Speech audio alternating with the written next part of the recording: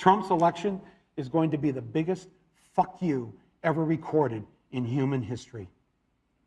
How am I doing? Am I doing okay? I'm president. Hey, I'm president. Can you believe it, right?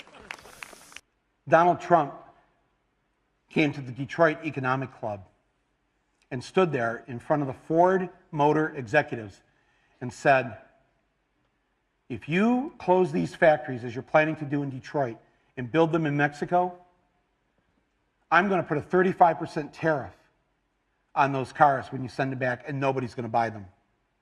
And it was music to the ears of people in Michigan and Ohio and Pennsylvania and Wisconsin. And it's why every beaten down, nameless, forgotten working stiff who used to be part of what was called the middle class loves Trump. He is the human Molotov cocktail that they've been waiting for. The human hand grenade that they can legally throw into the system that stole their lives from them. How am I doing? Am I doing okay? I'm president. Hey, I'm president. Can you believe it, right? They don't necessarily like him that much, and they don't necessarily agree with him. They're not racist and rednecks, they're actually pretty decent people. They see that the elites who ruined their lives hate Trump. Corporate America hates Trump. Wall Street hates Trump. The career politicians hate Trump. The media hates Trump. Although they lost their jobs, although they've been foreclosed on by the bank, next came the divorce, and now the wife and kids are gone. The car's been repoed. They haven't had a real vacation in years. They're stuck with the shitty Obamacare bronze plan.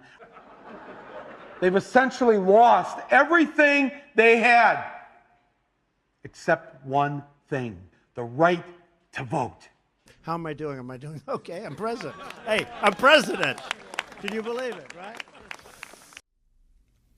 Although the fever seems to be breaking, a large percentage of the people remains apoplectic over Trump's election. There seems to be a new protest every week. It's not clear to me what the point of the protest is, other than that people are upset that Trump won and they want to express themselves. I suppose that on occasion a march or other act of civil disobedience can have a desired effect on political decisions. However, endless fits of narcissism seem not just useless but actually counterproductive. As a general rule, it seems to me, the people should be looking for ways in which they can work together, rather than deliberately aggravating divisions over issues which, at the end of the day, don't mean all that much. Moreover, it seems to me that a nonspecific, generalized fear that Trump's election is essentially the end of life as we know it is as unwarranted as it is self-indulgent. The obvious question of how did we get to this point has several answers. That is, aside from the facts that Bill Clinton was actually a Republican, that Obama completely betrayed his promises, and that the Democrats cheated the people by forcing Hillary Clinton onto the recent ballot. First, life is getting more economically challenging every day. The people are under tremendous pressure, and it's not just their imaginations. The more we work, the farther behind we get. The fact of the matter is that wealth is as stratified now as it was just before the Great Depression. Coincidentally, the Democrat Party is as weak now as it has been at any time since just before the Great Depression. Wealth stratification is a significant danger to the economy because when inequality reaches a critical point, it retards and eventually suppresses growth. When inequality becomes too great, capital will have a tendency to consolidate through rent-seeking in such activities as politics, education, and labor. Rent-seeking is much less risky than entrepreneurial activity, and capital is, by nature, risk-adverse. Considering how public policy favors the rich, how unions are being crushed, and how the presence of finance in the economy is outsized, it is fair to conclude that at the very least we are at the brink of a death spiral. We don't have to settle the ancient arguments about monetary policy, which still echo in the noise from D.C. We can use our own eyes to see what's happening right in front of us. People are right to be anxious, and they are right to demand an explanation. However, they are wrong to find a simple answer in an irrational fear of Trump or to find in him a symbol for the problem. He is a symptom of the disease. He is not the disease. Second, Trump is a good story. Well, at least Trump is a story that can sell soap. As a result, the media is vested in stirring up the shit. This in turn gets the people who are looking for confirmation of their biases even more worked up. And on it goes. The masses have their opium. Third, most of the so-called resistance are heathens. They have either forgotten what America is or they never really signed on. America is a constitutional republic. We have precious documents which set out the ideals, principles, and laws which bind us together. These documents are the product of thousands of years of thought and define not just how we govern ourselves, but who we are. So many people have no faith. They choose not to accept the words as they are written, but instead choose to twist the words to reach desired conclusions. Ultimately, then, the documents have no meaning, and the sense of what it is to be an American is lost. If all the pussy hats took a moment to consider the facts, much of their fear might dissipate. The fact is that for all of his bluster, Trump hasn't done anything.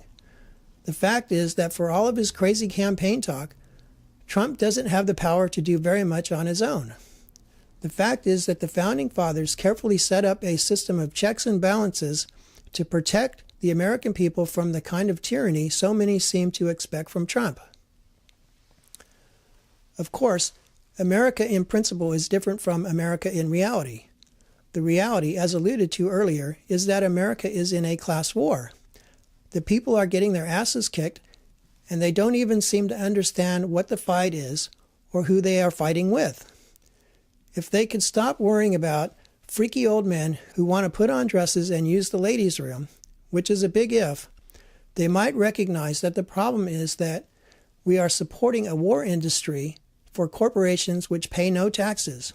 We have a rotten medical system because a rich man can never have enough money, and our schools, our industries, and the environment are failing because profits are more important than people. The reality is that after the rich blew up the economy in 1929 and lost much of the ground they had gained, metaphorically speaking, they never conceded. They never gave up the fight. Instead, they have used every tool at their disposal, not the least of which are the imaginations of the people, to march relentlessly towards increased consolidation of capital. Now they're back at least as far as they were just before the Great Depression. It is said that if you drop a frog into boiling water, he will jump out, but that if you put a frog in cold water and slowly raise the heat, he will stay in until he's cooked. And so it is with the class war in America. We did not get to where we are overnight. This is the result of the heat being carefully raised on the people over 8 decades and across generations. The people never noticed how much things were changing. Today looks pretty much like yesterday, and tomorrow will look pretty much like today. But if you look back 50 years to see how things were, you will see the many ways things should be and could be again. This begs the question, can anyone really believe that the ruling class would let Trump anywhere near the stove? Can anyone really believe that the ruling class would let Trump crank up the heat? Can anyone really believe that Trump is the true threat to the American way of life?